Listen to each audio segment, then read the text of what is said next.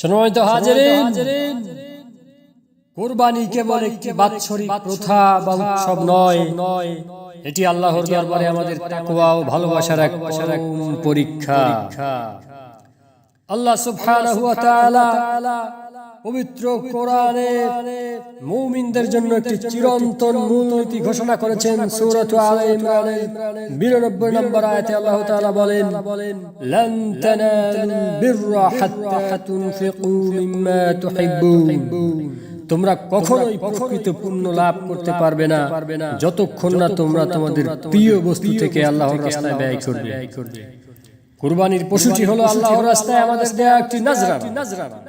যদি আমরা অবহেলা করে ত্রুটিযুক্ত, রোগাক্রান্ত বা সস্তা কোনো পশু আল্লাহর নামে দিতে চাই, তবে তা সূরা বাকারার 267 নম্বর আয়াতের সরাসরি লঙ্ঘন হবে, যেখানে আল্লাহ তাআলা নির্দেশ দিয়েছেন, ওয়ালা তায়াম্মামুল খাবিসা মিনহু তুনফিকুন ওয়ালাস্তুম বিআখিরিহি ইল্লা আন তুমিদু ফীহি। তোমরা আল্লাহর রাস্তায় দেওয়ার জন্য নিকৃষ্ট ত্রুটিযুক্ত জিনিস নির্বাচন করো না, যা কেউ তোমাকে দিলে তোমরা নিজেরা চোখ বন্ধ করা ছাড়া ঘৃণায় গ্রহণ করতে না। সুবহানাল্লাহ। যে ত্রুটিমুক্ত পশুটি কেউ ফ্রিতে দিলে আমরা নিতে দ্বিধাবোধ করব, তা আমরা নিখিল জাহানের প্রতিপালক আল্লাহর দরবারে কিভাবে পেশ করতে পারি? কারণ আল্লাহ সুবহানাহু ওয়া তাআলা সূরা হজ 37 নম্বর আয়াতে স্পষ্ট বলেছেন, পশুর রক্ত মাংস আল্লাহর কাছে পৌঁছায় না, পৌঁছায় কেবল তোমাদের অন্তরের তাকওয়া। রাসূলুল্লাহ সাল্লাল্লাহু আলাইহি ওয়াসাল্লাম বলেন, রাসূলুল্লাহ সাল্লাল্লাহু আলাইহি ওয়াসাল্লাম পশুর ত্রুটি নির্ণয়ের ক্ষেত্রে আমাদেরকে অত্যন্ত স্পষ্টভাবে সীমারেখা বেঁধে দিয়েছেন। বারা ইবনে আজিব রাদিয়াল্লাহু আনহু থেকে বর্ণিত, তিনি বলেন, রাসূলুল্লাহ সাল্লাল্লাহু আলাইহি ওয়াসাল্লাম আমাদের মাঝে দাঁড়িয়ে হাত উঁচিয়ে বললেন, আরবাউল লা তাজুজু ফিল আদাহি العوراء البين عورها والمريضة البين مرضها والعرجاء البين ضلعها والعجفاء التي لا توطي। রাসূলুল্লাহ সাল্লাল্লাহু আলাইহি ওয়াসাল্লাম এই সংক্ষিপ্ত বাক্যে চার ধরনের পশুর কথা বলেছেন, যা দিয়ে কুরবানি করা একেবারেই বৈধ নয়। আল-আওরাউল বাইয়িনু আওরুহা, যেই পশুর এক চোখ পুরোপুরি নষ্ট বা কানা এবং তা বাইরে থেকে স্পষ্ট বোঝা যায়, আর যার দুটি চোখই অন্ধ তা দিয়ে তো কুরবানি না হওয়া তো আরো বেশি অবধারিত।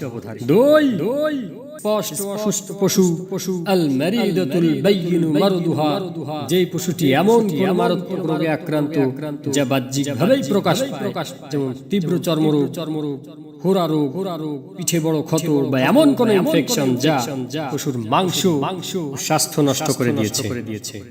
তিন, স্পষ্ট খোড়া পশু আল আরজাউল বাইয়িনু যুলউহা, যেই পশুটি হাঁটার সময় স্পষ্ট খুঁড়িয়ে চলে, অর্থাৎ খুঁড়িয়ে চলার কারণে সে পালের অন্য পশুর সাথে হেঁটে ঘাস খেতে যেতে পারে না, কিংবা জবাইয়ের স্থান পর্যন্ত হেঁটে যাওয়ার সক্ষমতাও সে হারিয়েছে, এমন পশু কুরবানির জন্য নির্বাচন করা বৈধ হবে না।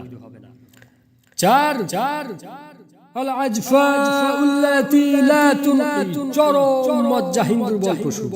যেই পশুটি পুষ্টিহীনতা বা বার্ধক্যের কারণে এতটাই শুকিয়ে হাড্ডিসার হয়ে গেছে যে তার হাড়ে কোনো মজ্জা বা মগজ অবশিষ্ট নেই।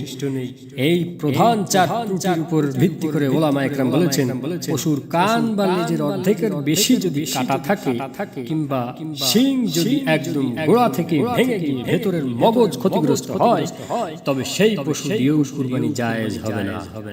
সম্মানিত উপস্থিতি, কুরবানি হলো এমন এক পরম ভালোবাসার নজরানা। মানব ইতিহাসের প্রথম কুরবানি কথা স্মরণ করুন।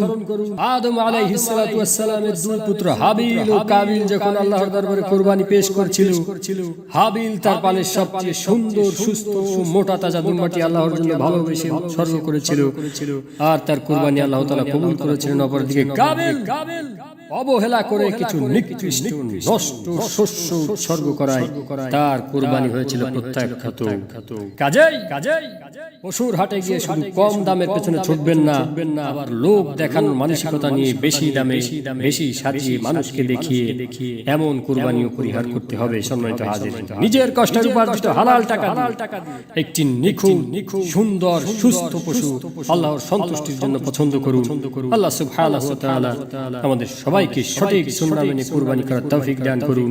আমাদের কুরবানিকে কবুল ও মকবুল করুন। আমিন।